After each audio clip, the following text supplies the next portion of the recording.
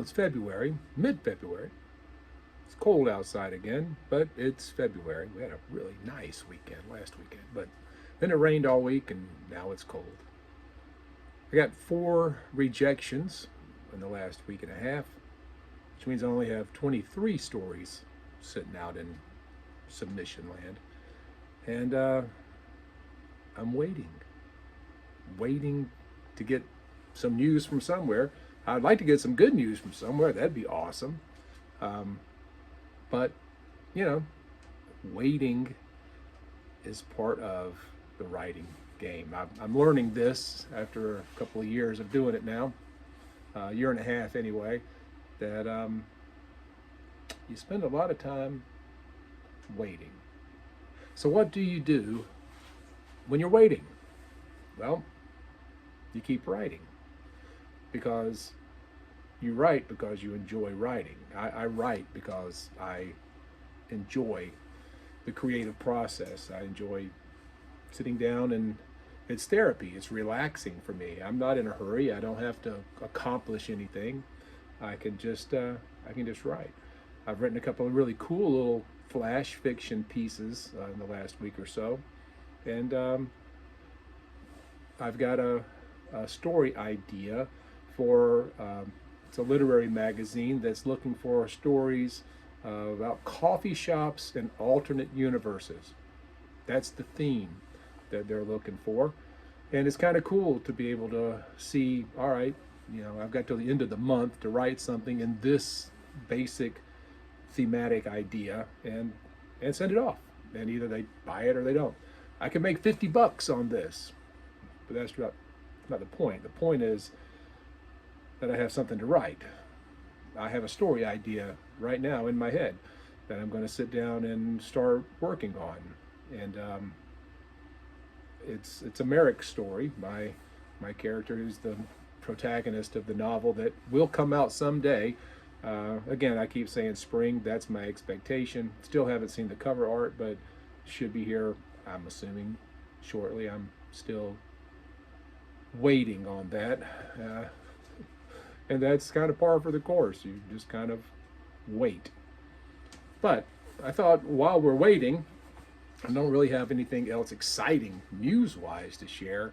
I will share a little bit about, again, this process, this idea of just writing to write, and how I go about it. I know everybody's different. There's no formula for creativity, I don't think. I think people who are creative just have that, and people who aren't creative don't, and just because you know someone who has never written a story in their life or written a song or a poem or even had a fanciful idea doesn't mean they're bad people. It just means that you're creative and they're not.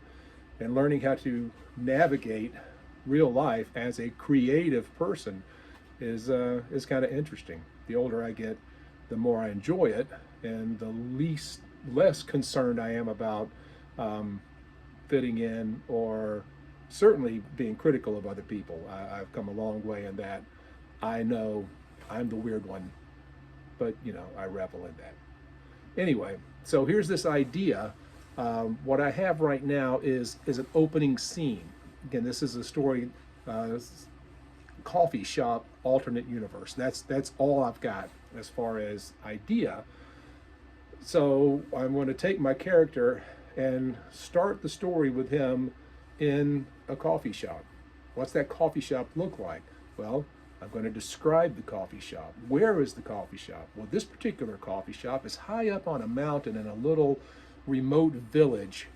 I know that the girl who runs the counter has gray eyes. Why does she have gray eyes? I don't know. I just know that she does. That's one of the details that I've got. I know that my character Merrick is going to go and he's going to sit down and talk with a follower of the discipline of Mudge, a brother of Mudge, which is another idea that I'm working on in another story. But basically the idea being that there's this brotherhood of people who run hostels. They are committed to hospitality and acts of kindness. And so we have a kind person who runs this coffee shop on top of this mountain in this village. And Merrick is going In the book that I wrote, there is an allusion back to an event from an earlier age. He actually alludes to that a couple of times in a couple of different stories. This woman who helped him and that he didn't ever think properly, and who he basically took advantage of and regrets as he gets older. And so this story, what I want to do is put him in this coffee shop talking to the brother of Mudge, trying to locate this person, Talia, who he wants to make things right with, because in his mind and in his heart, that situation ended badly and he regrets that. Gives me a chance to flash back in this story to tell that story and then resolve that story. And I think I can do this in about 8,000 to 10,000 words. That's kind of, most places are, for short stories, 10,000 words is kind of the top end. I think 7,000 to 8,000 words is kind of the sweet spot for a long short story. A short story is 400 words. A long short story, 8,000 to 10,000 words.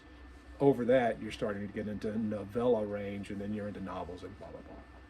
So that's my goal, is to sit down, put my character in a coffee shop, explain what the coffee shop is like, where it is, why he's there, flashback, tell the story of why he's there, and then at the end of this story, bring resolution to that conflict. It's an internal conflict for the character. It helps me develop the character. It helps you, the reader, know more about him as a human being, as a person, and understand his thoughts, understand his heart and his motivations. And it gives me a chance to play with some new characters and some different ideas. So that's what I'm about to do on this bright, sunny, cold Monday afternoon. I'm going to get into a little writing therapy and relax, disconnect from the world, immerse myself in the story, and wait for good news, hopefully, on one of the 23 submissions that I currently still have out there in submission land. So, I'm back. It's been a couple of hours. I've now written about 1,300 words of this story. And here's where I'm at. I have written Merrick into the coffee shop. He has met the girl with the gray-green eyes. They're gray-green, not just gray. And he's reconnected with Tristan, who is his friend, who he met 23 years ago. And he is sitting there in the coffee shop. Tristan, who is the adherent of Mudge, the patron saint of hospitality and acts of kindness. And I know now where I'm going to go with the story as it's unraveled a little bit as I've written this far. I now know that the flashback is going to come from Tristan. In fact, I'm about to write that. That's the next thing I'm going to write. Is Tristan remembering walking through the battlefield, finding Merrick horribly wounded, taking him to Talia, who was a healer and also a follower of Mudge, and who is going to take him in as hospitality and with kindness work to bring him to health. And Tristan is going to, in his acts of kindness, go and visit with Merrick, and they're going to develop a friendship as Merrick begins to heal. And then Talia and Merrick, of course, will have grow into a romantic relationship as he begins to heal up. And Talia will understand at some point that he's an adventurer, he's a warrior, he's not content with a roof over his head and food in his stomach and an opportunity to serve other people. That's not who he is.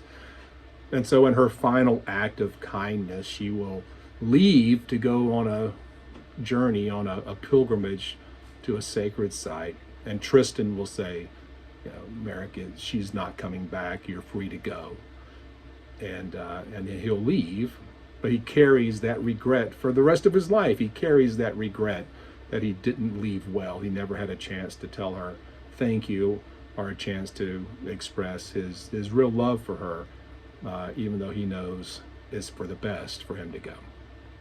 So that's where the story is going at this point. What I don't know is whether or not to reveal to the character. I will reveal to the reader that Leah, the girl with the gray-green eyes who works in the coffee shop, is Merrick's daughter with Talia. What Tristan is going to do is when Merrick says, I'm come to find Talia, and Tristan is going to say, well, I'll take you to her tomorrow. Then we'll have the flashback.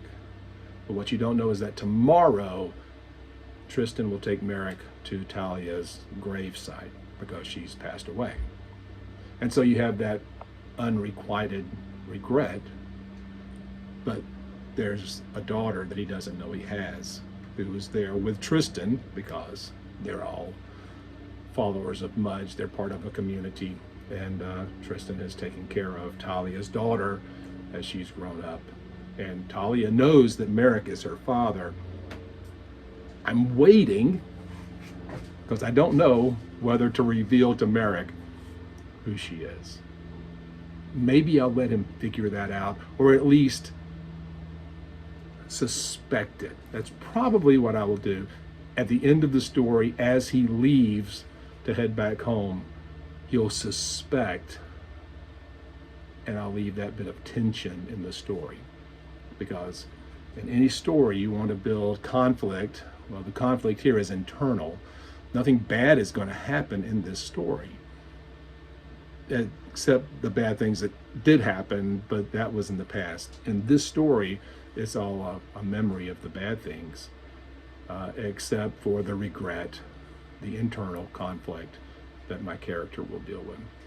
Anyway, that's what I'm doing, and I'm still waiting to hear from someone else.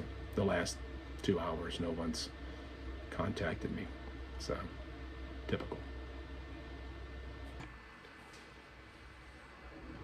Well, it's several hours later, but I finished the story, and that's right. I wrote a short story. It's 3,000 words, and I wrote it in an afternoon, evening.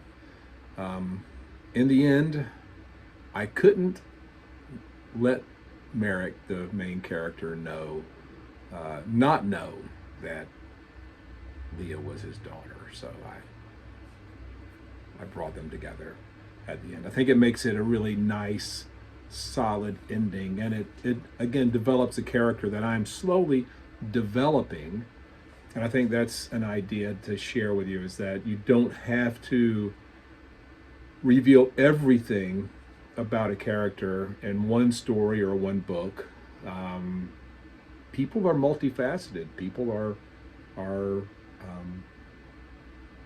intensely confusing in so many ways. We're all contradictions of ourselves. And so to think that a character is, just one thing, I think robs the character of depth. I think depth is an incredibly important thing. That's what makes, the best characters are flawed. The best characters are interesting because, they're not perfect. They're human. And making your characters human means giving them imperfections. And, that's what this little story does. But hopefully it will make people, readers somewhere in the future, like this character because he gets it. And I like the little story. I will do some polish and work on it. But anyway, 3,000 words, story done. And I'm still waiting to hear something from someone about one of the other 23 stories that are floating out there. Anyway, there you go. That's the process. If you're interested in reading the story, I'd be glad to send it to you. I'll put the address down, but just email me at theeclecticmonk@mail.com. You ask for the story, I will send you a PDF copy of the story so you can read it yourself and you tell me what you think. How about that? We can do that. Anyway, till next time, peace out.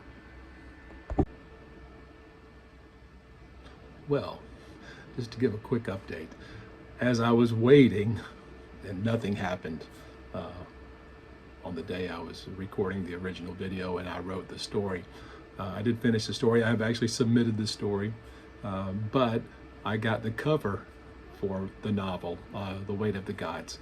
And so something did actually come just the very next day. I was working on a Monday, and on Tuesday, I got that email with the proof of the cover for my book. And so I'll share that. Very exciting stuff. But just, that's the game, right? You keep waiting, you keep throwing things out there, and things do start coming back. It happens randomly and unexpectedly, but that's part of the fun of it. Anyway, the book is coming, and I'm excited. Later. What are we recording, Luke? What? What? I don't know. You don't know? No. What do you do when you're waiting? Wait. You just wait? Yeah. That's all you do? Yeah. Okay. Or play. Play? You play while you're waiting? Yeah. Yeah, sometimes I do too. Do what? What? What? What? What? I love you.